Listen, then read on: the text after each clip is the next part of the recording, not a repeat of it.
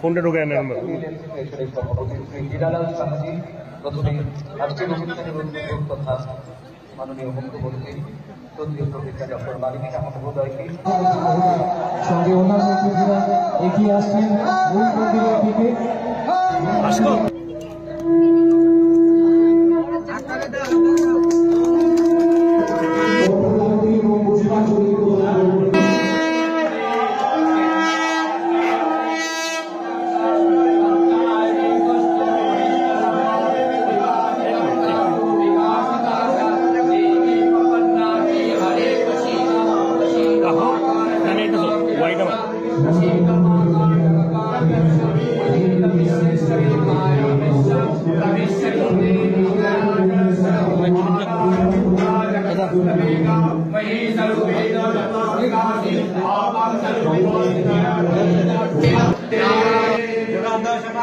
ओम जय जय मां कुंभकाली प्रेमानंदे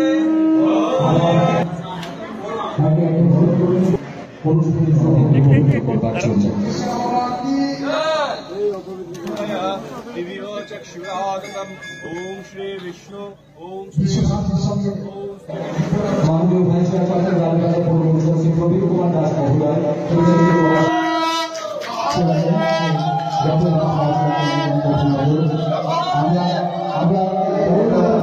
এমন একটা জায়গায় যেখানে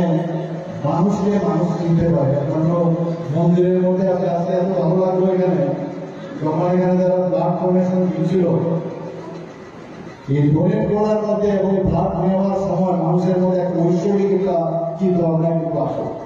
তখন মনে হয় যে আমি আজকে রক্ত এখানে দিচ্ছি, এই রক্ত কোন ভেদাভেদ নেই, কার কাছে যাবে, যিনি দিচ্ছেন উনিও জানেন, আর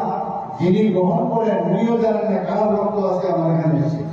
আমরা পরিবারের রক্তের সম্পর্ক, রোগীর রক্তের, মা রক্তের সম্পর্ক নেই, রক্তের সম্পর্ক নেই, কিন্তু রক্তই একমাত্র ধর্ম যে মানুষকে বারবার পরিচয় করিয়ে দেয় যে আমরা সবাই, আমরা সনাতন ধর্মে বিশ্বাস করি। আমাদের স্বামী বিবেকানন্দ স্বীকার করে বারবার বলেছেন